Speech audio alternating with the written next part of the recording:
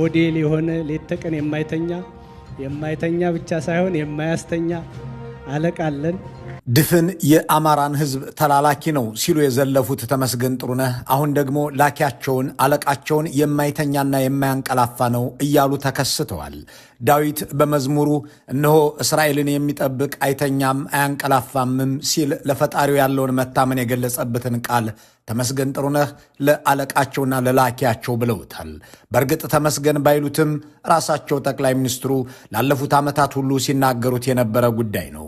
አልተኛም አላንቀላፋም የሚለውን አብይ አህመድ በማዕበል ውስጥ የማልናወጽ ኢየሱስ ነኝ ሲሉም እንደ ሙሴ የማሻግራችሁ መሲህም ነኝ ሲሉ የሚከተላቸው ምዕመን እንጂ ተዉ የሚላቸው አባት ባይኖርም እሳቸውም ራሳቸውን ከማይተኛውና ከማያንቀላፋው ፈጣሪ እኩል አድርገው ሲናገሩ ሰንብተዋል። በኢትዮጵያ ኦርቶዶክስ ተዋሕዶ ቤተ ክርስቲያን ሥርዓተ አምልኮና በብዙ የክርስትና እምነቶች ውስጥ እግዚአብሔር ሁልጊዜ ፍጥረታቱን የሚጠብቅን የማይደክም መሆኑን ለመግለጽ በስፋት ጥቅም ላይ የሚውለው ይህ መንፈሳዊ ኪዳን ፈጣሪ በማንኛውም ሰዓትና ሁኔታ የሰው ልጆች እንደሚጠብቅና እንደማይዘነጋ ለማመልከት እንደ ሰው ልጅ ድካም ወይም እንቅልፍም እንደማያሸንፈው ለመግለጽ የሚሰበክ ነው። እግዚአብሔር በአምሳሉ የፈጠረውን የሰው ልጅ ለመጠበቅ እንቅልፍ ሲያጣ የአብይ አህመድ እንቅልፍ ማጣት ግን ሰው የሚገድሉበትን ስልጣን ለመጠበቅ ነው የሚለውን ነጥብ እንትወውና ራሳቸውን ከፈጣሪ ጋር በሚያመሳስሉበት ምክንያትና ሁነት ላይ እናተኩር።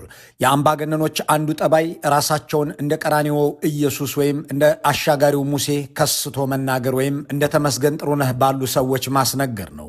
ገዢዎች እንደ አማኝ ሲተውኑ እሳቸውን ለመምሰል የማይጋፋ የለም። የብልጽግና ሚኒስትሮች ሲዘምሩና ሲሰብኩ፣ ጄኔራሎቹ ወታደሮቻቸውን በፓስተር ሲያሰብኩ የመታየታቸው ምክንያት አለቃቸውን ለማስደሰት ጭምር ነው የሚያስብለውም ይኸው ነው። ፈረንጆቹ እኔ እግዚአብሔር ነኝ የሚሉትንም ሆነ በፈጣሪ የተቀባሁና በእርሱ የተላከሁ ነኝ በሚሉት አምባገነን መሪዎች ላይ ብዙ ጽፈዋል።